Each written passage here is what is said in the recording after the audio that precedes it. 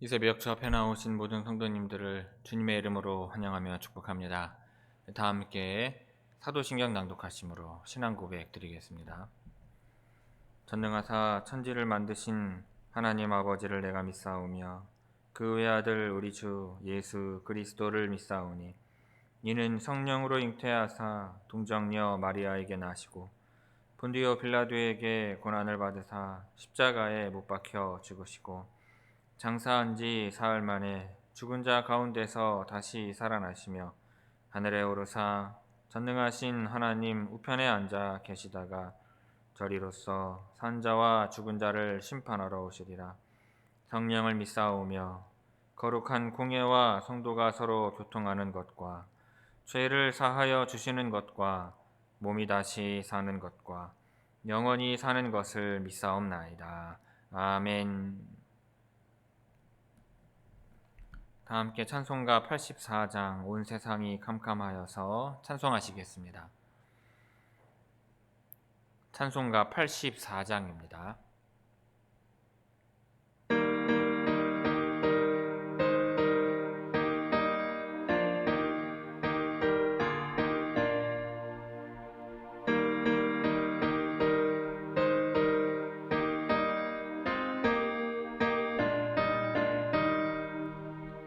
온 세상이 캄캄하여서 참 빛이 없었더니 그 빛나는 영광 나타나 온 세상 빛이었네. 영광 영광의 주 영광 영광의 주 밝은 그 빛 내게 비추었네. 영광 영광의 주 영광 영광의 주 이 세상에 비친 오직 주 예수님. 주 말씀을 믿는 사람은 그 마음이 시원하고 주 명령을 준행하는 자 그 길이 환하겠네. 영광 영광의 주 영광 영광의 주 밝은 그 빛 내게 비추었네. 영광 영광의 주 영광 영광의 주 이 세상에 빛은 오직 주 예수님. 죄 가운데 사는 사람은 그 눈이 어두워도 그 죄악을 씻는 날에는 그 눈이 밝아지네. 영광 영광의 주 영광 영광의 주 밝은 그 빛 내게 비추었네. 영광 영광의 주 영광 영광의 주 이 세상에 비친 오직 주 예수님. 아멘.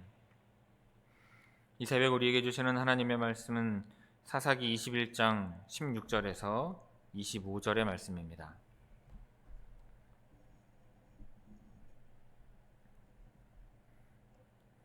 구약성경 사사기 21장 16절에서 25절까지 제가 봉독하겠습니다. 회중의 장로들이 이르되 베냐민의 여인이 다 멸절되었으니 이제 그 남은 자들에게 어떻게 하여야 아내를 얻게 할까 하고 또 이르되 베냐민 중 도망하여 살아남은 자에게 마땅히 기업이 있어야 하리니 그리하면 이스라엘 중에 한 지파가 사라짐이 없으리라. 그러나 우리가 우리의 딸을 그들의 아내로 주지 못하리니 이는 이스라엘 자손이 맹세하여 이르기를 딸을 베냐민에게 아내로 주는 자는 저주를 받으리라 하였음이로다 하니라. 또 이르되 보라, 베델 북쪽 르보나 남쪽 베델에서 세겜으로 올라가는 큰 길 동쪽 실로에 매년 여호와의 명절이 있도다 하고 베냐민 자손에게 명령하여 이르되 가서 포도원에 숨어 보다가 실로의 여자들이 춤을 추러 나오거든 너희는 포도원에서 나와서 실로의 딸 중에서 각각 하나를 붙들어 가지고 자기의 아내로 삼아 베냐민 땅으로 돌아가라. 만일 그의 아버지나 형제가 와서 우리에게 시비하면 우리가 그에게 말하기를 청하건대 너희는 우리에게 은혜를 베풀어 그들을 우리에게 줄지니라. 이는 우리가 전쟁할 때에 각 사람을 위하여 그의 아내를 얻어주지 못하였고 너희가 자의로 그들에게 준 것이 아니니 너희에게 죄가 없을 것임이니라 하겠노라 하매 베냐민 자손이 그같이 행하여 춤추는 여자들 중에서 자기들의 숫자대로 붙들어 아내로 삼아 자기 기업에 돌아가서 성읍들을 건축하고 거기에 거주하였더라. 그때 이스라엘 자손이 그곳에서 각기 자기의 지파 자기의 가족에게로 돌아갔으니 곧 각기 그곳에서 나와서 자기의 기업으로 돌아갔더라. 그때 이스라엘에 왕이 없으므로 사람이 각기 자기의 소견에 옳은 대로 행하였더라. 아멘. 이 새벽 말씀을 통해 주시는 은혜가 이 시간 함께하는 모든 성도님들에게 충만하게 임하기를 바랍니다. 자, 이제 사사기의 마지막 해당하는 내용을 이제 살펴보고자 합니다. 네, 사사기는 참으로 어처구니 없는 죄를 짓는 이야기로 끝이 납니다. 오늘 본문을 통해서 우리는 하나님의 법을 존중하지 않고 자기들의 종교적인 열심을 따라서 자기의 소견에 옳은 대로 행했던 이 이스라엘이 어디까지 악랄해질 수 있는지 살펴볼 수가 있는 것입니다. 먼저 16절에서 18절은 베냐민과 이스라엘의 그 죄의 결과를 보여주는 내용입니다. 불량배들의 죄를 감싸주고 형제들과 싸운 베냐민 지파의 그 죄와 베냐민 지파를 마치 가나안 족속 진멸하듯이 여인들과 아이들까지 죽인 이 11지파의 죄가 어우러져서 이 이스라엘의 한 지파가 사라질 위기에 처하고 말았습니다. 이렇게 일을 저질러 놓고서야 이스라엘의 장로들은 상황을 해결하려고 했어요. 하지만 베냐민 지파를 가나안 족속 취급하면서 자신의 딸들을 그들에게 주지 않겠다고, 베냐민 지파와의 혼인을 금지하겠다고 하나님 앞에 맹세한 것이 그들의 발목을 잡았습니다. 여러분, 이런 상황에서 가장 확실한 해결책은요, 하나님 앞에 회개하는 것입니다. 형제들끼리 내전을 벌인 것도, 베냐민 지파를 가나안 족속 취급하면서 죽이고 통혼을 금지를 맹세한 것도 다 잘못이었다고 인정하는 것이 문제 해결의 첩경인 것입니다. 그러나 이스라엘은요, 죄를 인정하고 돌이키지 않았습니다. 결국 이러한 태도는 더 크고 가중한 범죄로 이어지고 말아요. 여러분, 회개하지 않는 죄는요, 그냥 없어지는 것이 아니라 더 심각한 죄로 이어지는 것입니다. 16절에서 18절 우리 함께 읽겠습니다. 16절에서 18절입니다. 회중의 장로들이 이르되 베냐민의 여인이 다 멸절되었으니 이제 그 남은 자들을 어떻게 하여야 아내를 얻게 할까 하고, 또 이르되 베냐민 중 도망하여 살아남은 자에게 마땅히 기업이 있어야 하리니 그리하면 이스라엘 중에 한 지파가 사라짐이 없으리라. 그러나 우리가 우리의 딸을 그들의 아내로 주지 못하리니 이는 이스라엘 자손이 맹세하여 이르기를 딸을 베냐민에게 아내로 주는 자는 저주를 받으리라 하였음이로다 하니라. 아멘. 다음으로 19절에서 23절은 죄를 죄로 막으면 어떻게 되는지를 보여주는 내용입니다. 출애굽기에 의하면은요, 사람을 납치하는 행위는 살인과 같아서 반드시 죽여야 하는 죄입니다. 그런데 이스라엘의 장로들은요, 이 베냐민 지파가 사라지지 않도록, 망하지 않도록 하기 위해서 여호와의 명절을 지키러 올라가는 여인들을 납치해서 아내로 삼으라고 말을 합니다. 이 여인들을 납치하기 위해서 포도원에 숨는 모습은요, 성경에서 악한 행동을 표현할 때 자주 사용되는 표현이요 모습입니다. 그런데 장로들은 베냐민 지파에게 자기들의 딸을 주지 않겠다고 한 그 맹세를 지키는 일에만 정의로우려고 할 뿐, 이 여인을 납치해서 아내로 삼으라고 하는 이 행위가 얼마나 큰 범죄인가에 대해서는 관심이 없는 것입니다. 자기들의 입으로 뱉은, 그런데 그 율법에 어디에 나오지도 않는 그 맹세를 지키기 위해서 율법이 명백하게 금지하고 있는 행위를 죄책감 없이 행하고 있는데, 여러분, 이것이 바로 여호수아가 죽은 후 사사시대 이스라엘 백성들의 영적인 상태였던 것입니다. 이처럼 인간이 하나님의 가르침 안에서 행하지 않으면 결국 죄가 더 큰 죄를 낳고 그 죄를 막으려다가 돌이킬 수 없는 큰 재앙을 만나게 되는 것입니다. 자, 19절에서 23절까지 우리 함께 읽겠습니다. 19절에서 23절입니다. 또 이르되 보라, 베델 북쪽 르보나 남쪽 베델에서 세겜으로 올라가는 큰 길 동쪽 실로에 매년 여호와의 명절이 있도다 하고, 베냐민 자손에게 명령하여 이르되 가서 포도원에 숨어 보다가 실로의 여자들이 춤을 추러 나오거든 너희는 포도원에서 나와서 실로의 딸들 중에서 각각 하나를 붙들어 가지고 자기의 아내로 삼아 베냐민 땅으로 돌아가라. 만일 그의 아버지나 형제가 와서 우리에게 시비하면 우리가 그에게 말하기를 청하건대 너희는 우리에게 은혜를 베풀어 그들을 우리에게 줄지니라.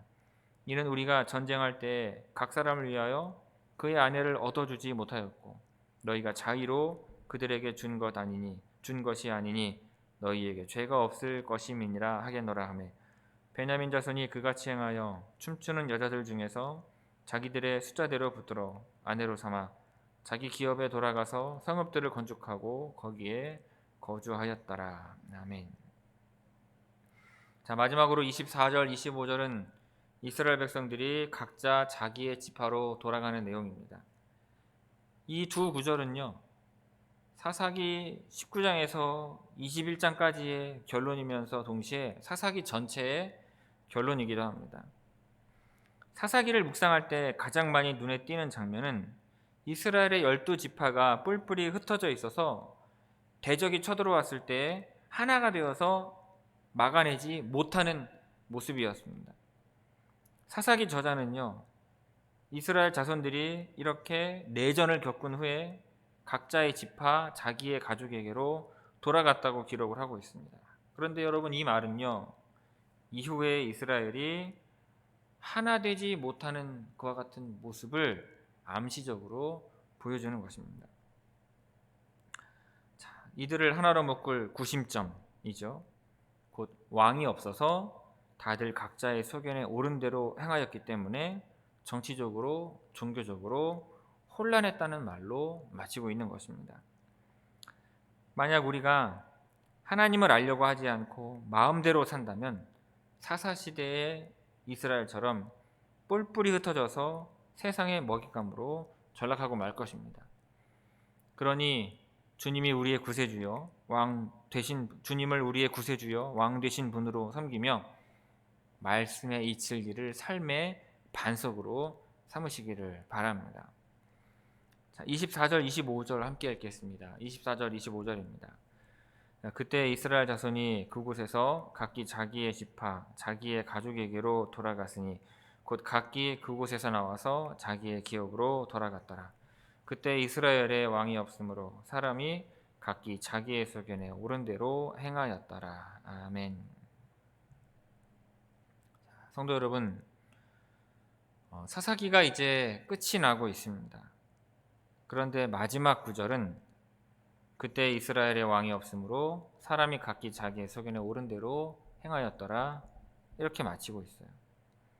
이 구절은 사사기 전반에 대한 성경의 평가이며 가깝게는 베냐민 지파를 살리기 위한 이스라엘의 조치에 대한 평가입니다. 무언가 열심히 하려고 하는데 하나님께서 보시기엔 그저 인간적인 생각에 자기의 소견에 옳은 대로 행하는 시대였다는 말입니다. 그런데 여러분, 우리 이 시대는요, 과거의 이 사사 시대를 많이 닮아 있습니다. 이 사사 시대라고 하는 이 오명을 벗으려면 그러면 어떻게 해야 하겠습니까? 첫 번째로 무엇보다 말씀에 대한 경외심이 필요합니다. 사사 시대가 이렇게 어둡게 된 이유에 대해서 성경은 이스라엘에 왕이 없었기 때문이라고 말합니다. 여러분, 이것은 다른 말로 하나님을 우리의 왕 되신 분으로 모시지 않았기 때문이라는 것입니다. 그렇다면 우리가 하나님을 왕으로 모신다는 것은 무슨 의미이겠습니까? 그것은 다른 그 무엇보다 말씀에 대해서 우리가 경외심을 갖는다는 의미입니다. 우리에게 주신 하나님의 말씀을 왕의 말씀으로 받아야 한다는 거예요.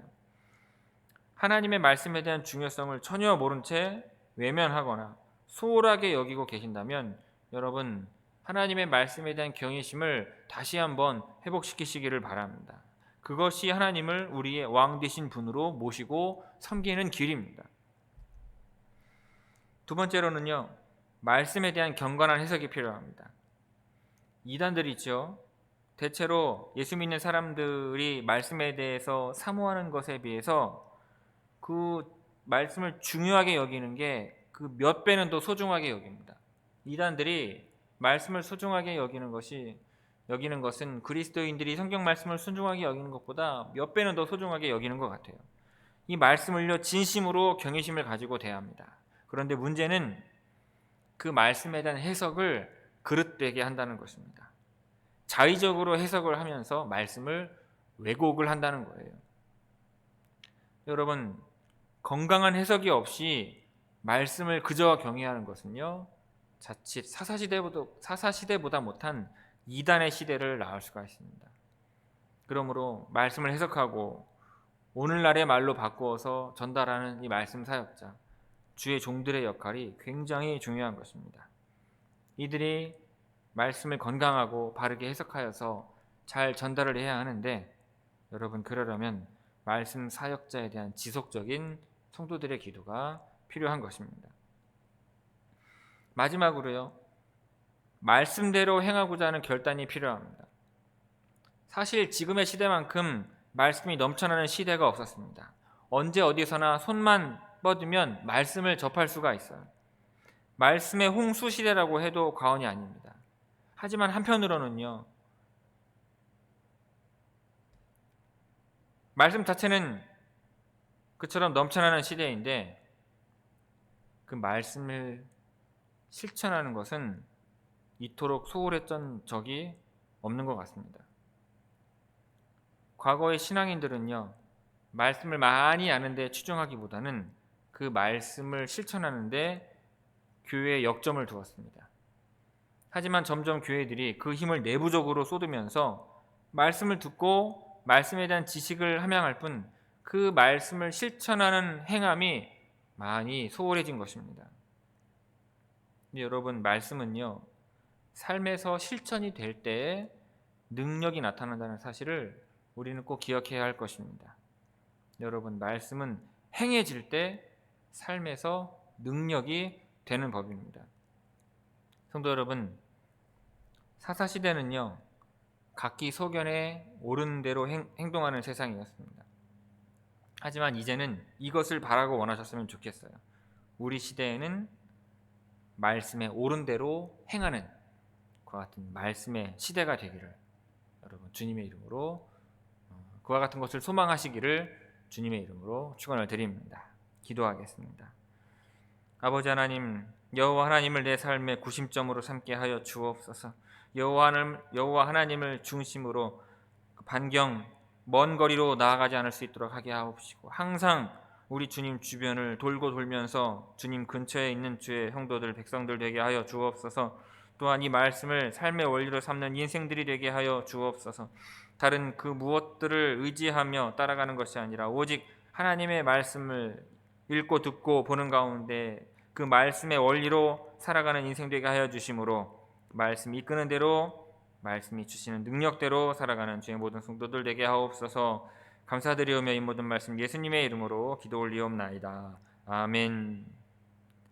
하늘에 계신 우리 아버지여, 이름이 거룩히 여김을 받으시오며 나라가 임하시오며 뜻이 하늘에서 이루어진 것 같이 땅에서도 이루어지이다. 오늘 우리에게 일용할 양식을 주시옵고 우리가 우리에게 죄 지은 자를 사하여 준 것 같이 우리 죄를 사하여 주시옵고 우리를 시험에 들게 하지 마시옵고 다만 악에서 구하시옵소서. 나라와 권세와 영광이 아버지께 영원히 쌓옵나이다.